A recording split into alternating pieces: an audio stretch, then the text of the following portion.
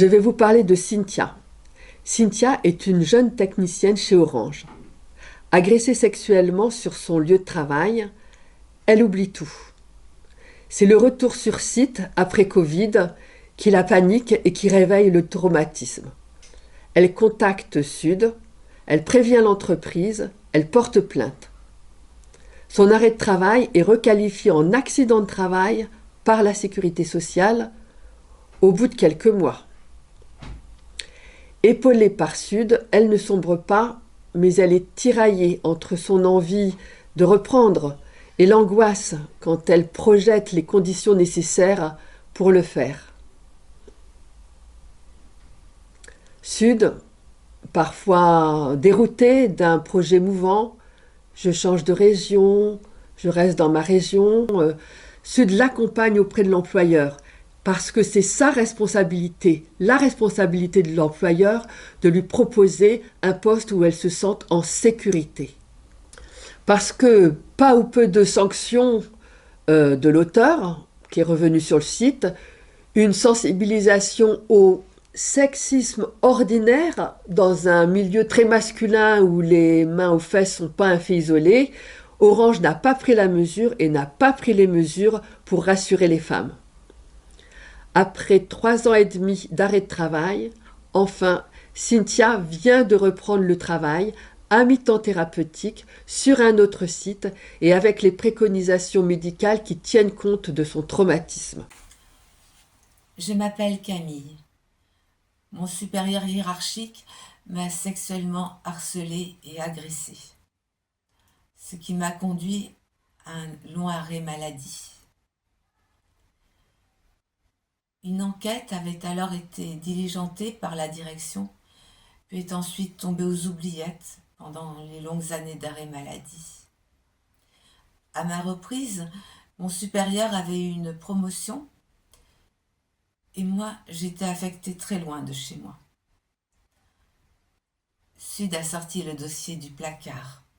J'étais affectée près de chez moi, dans un autre métier, et avec la promotion prévue.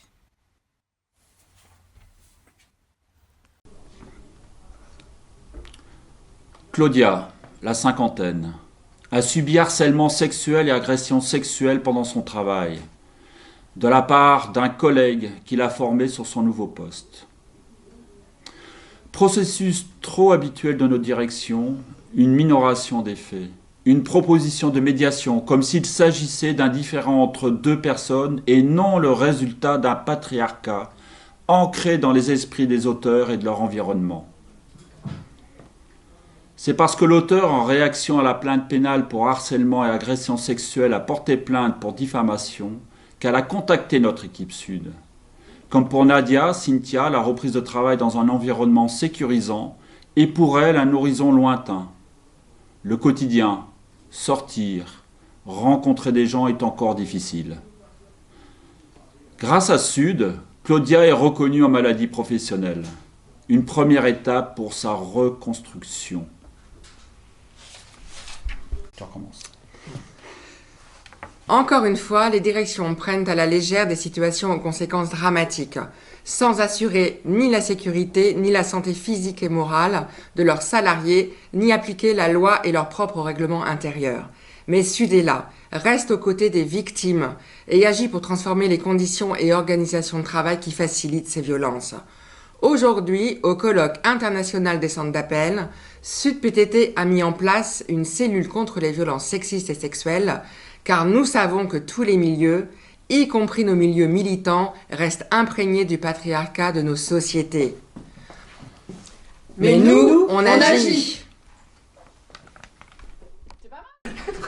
Bonjour, je m'appelle Charlène Gourdin du syndicat Sud et je vais vous parler de l'affaire de Nadia, une salariée dans une énorme boîte d'hôtesse d'accueil, ancienne élue à la CFDT, qui est venue chez Sud à la suite d'un harcèlement. En gros, elle subissait des gestes, des blagues salaces, à caractère sexuel bien évidemment, qui lui sont devenus insupportables. Elle a essayé de nous en parler, elle nous a rejoints suite à ça. Nous avons pris en charge le dossier.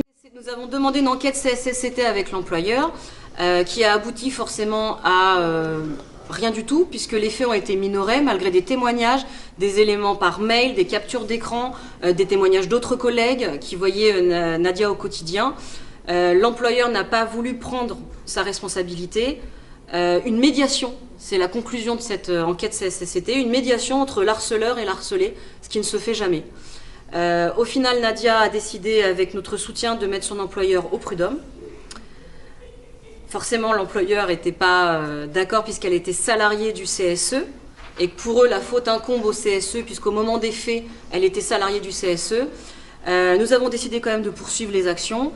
Nadia aujourd'hui est en arrêt maladie, toujours pas reconnue en accident de travail puisque l'employeur ne souhaite pas reconnaître l'accident de travail. L'avocate a pris le dossier, l'avocate de Sud a pris le dossier avec Nadia. Nous avons été à un premier jugement qui a été reporté. Aujourd'hui, Nadia donc attend la suite et nous aussi, bien évidemment, et on continue à la conseiller et à la soutenir jusqu'à ce que la situation soit réglée, que l'harceleur soit condamné, que l'employeur soit condamné pour non-assistance auprès de son salarié. Nous avons donc accompagné Nadia au prud'homme afin de condamner l'employeur pour ce harcèlement sexuel d'ambiance qui est vraiment caractérisé, qui n'a pas été reconnu par l'employeur lui-même.